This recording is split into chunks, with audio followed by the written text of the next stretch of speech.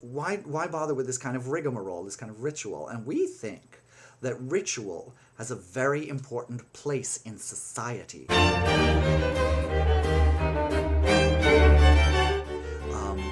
And it's not just religious ritual in the institutions where it's always existed.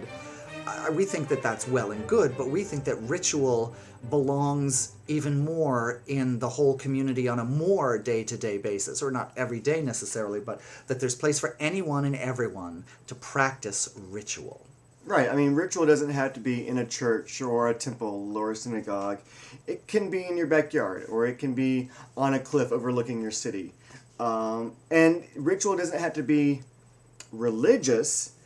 It should be personal and meaningful to the people doing the ritual. Because, I mean, I could go to church and do, like, whatever Catholic rituals, but it doesn't mean anything to me, so it's not really going to do me any good. But for something that I'm personally invested in, then it's meaningful and it's magical. Exactly, and ritual is composed of several components that are can take any form you wish. And Dixie's saying one of the very important things is that it has to mean something to you. It has to come from your heart and your inspiration and imagination.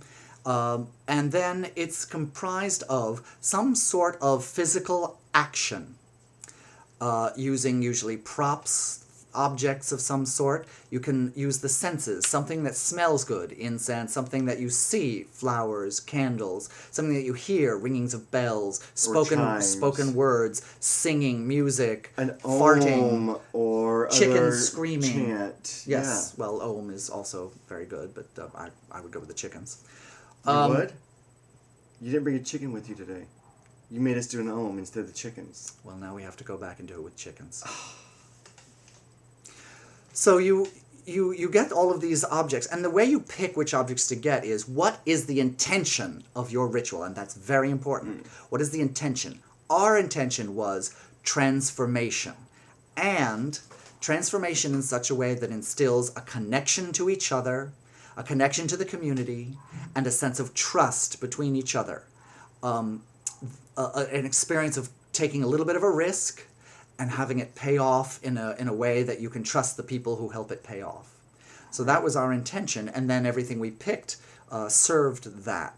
We had an altar with all sorts of items that remind people of our work and our identity and what we look like and what we do.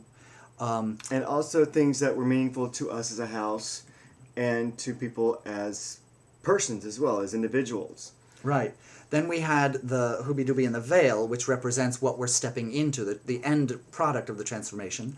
And they wore a wedding veil before that we took off that represents, it may represent different things to different people. For me, it represents the heterosexual norm and world of practices that we actually take off of our brains in order to put on this queer, appropriated drag thing that is sarcastic and organic to our imagination, and that we will then use to change society and to change people.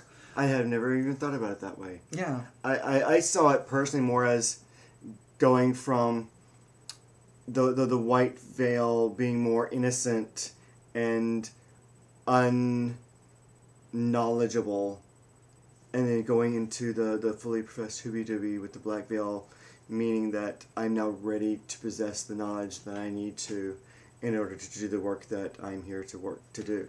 So this is like good art and good ritual are very close together. They came out of the same place, I think, originally in human history. And I think that that's appropriate, that what you do is a symbol and an action that is resonant. You just feel like it's ripe. It's got something to it. Right, and it doesn't have to be the same thing to everybody, because, I mean, exactly, that's the point. Just like what we were saying, she got one thing out of it and I got something else. And it doesn't make it right or wrong. It's and you don't have different. to, you can be very specific about the meaning for you, but you don't have to define it for everybody. If you pick something that's resonant, it will cause all of these different ripples of meaning with everyone, and you can just let that be. Exactly. So what is your intention?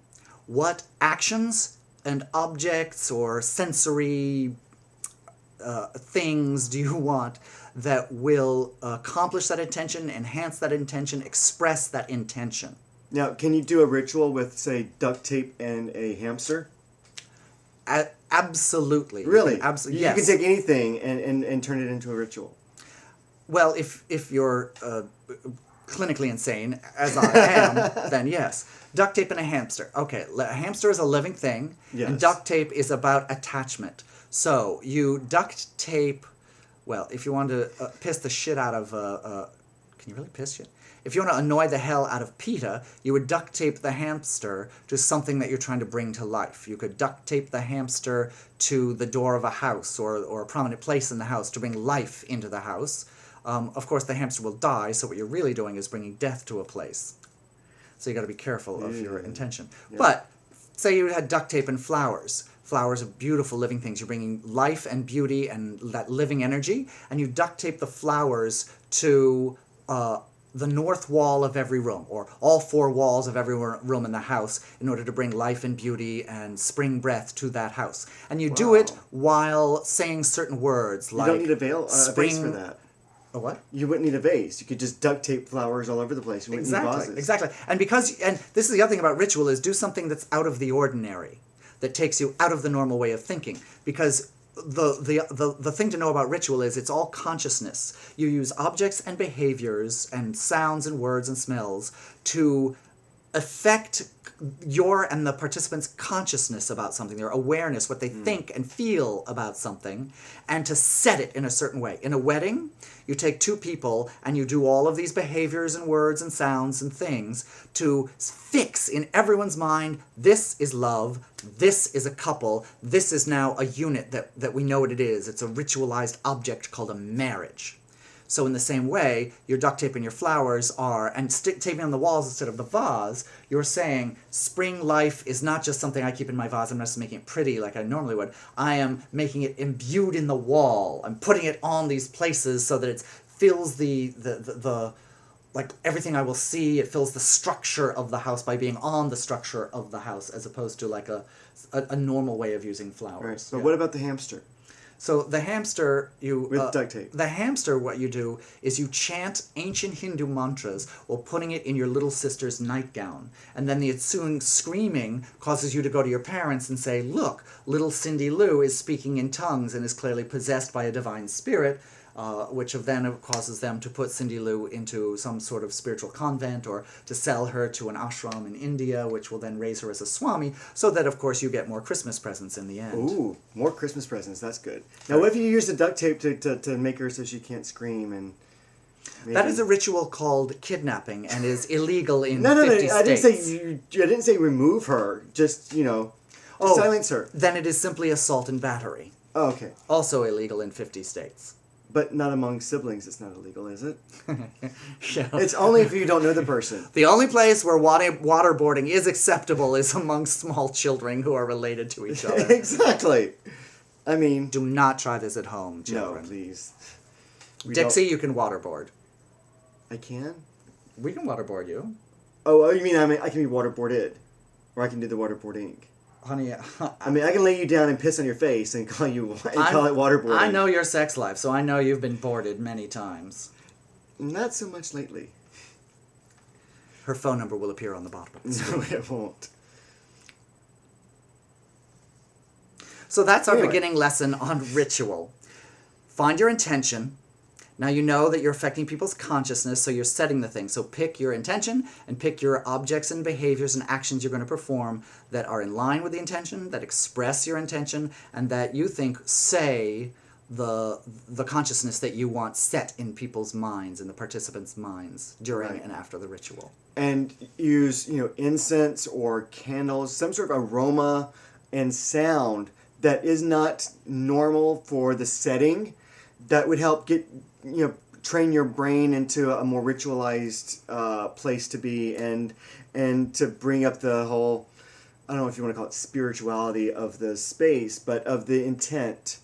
It'll just, anything that's out of the ordinary, whether, like I said, it's aromas or sounds or whatever, a bell or a chime or... And you can use things if you live in the city and you have live crickets or a recording of crickets that you never hear, then that would be something you could use. Yeah, and that's a good point. You can use things that trigger the sense of the spiritual, incense and bells and whatnot, or you can use other things that just things that occur to you or that you like or that seem appropriate, like crickets, not used in any world religion, but they bring a sense of openness, of peace, of night, of summer days, of nature, and those might have meaning for your ritual and your intention. So you could use those, or the sound of a babbling brook, or you could have all the people who are participating make wind sounds if you're doing something that you want to use the image of wind for. Stop, you're tickling my eyelashes. You could use a hamster for things that evoke a sense of having to clean up skanky little pellets. Don't know what that ritual is, but I'm sure there is one. Or you could create one. Send us your pellet ritual. Send us your ideas, either in the notes or post a video response, but tell us your ritual. What is your ritual? What is your ritual? I'd like to see what your ritual is. Yes, I would too. And explain it. I mean, don't just, here's my ritual, but, give some explanation and why this particular ritual is important to you, or what its meaning is for you and anyone else you might have there with you. And you don't have to do it with anyone else. You can do this by yourself, too. Or just do one semi-naked with food and don't explain it at all. Performance art. We'll watch it late at night when we're alone and bored. Or at least she will. Yeah. Bye.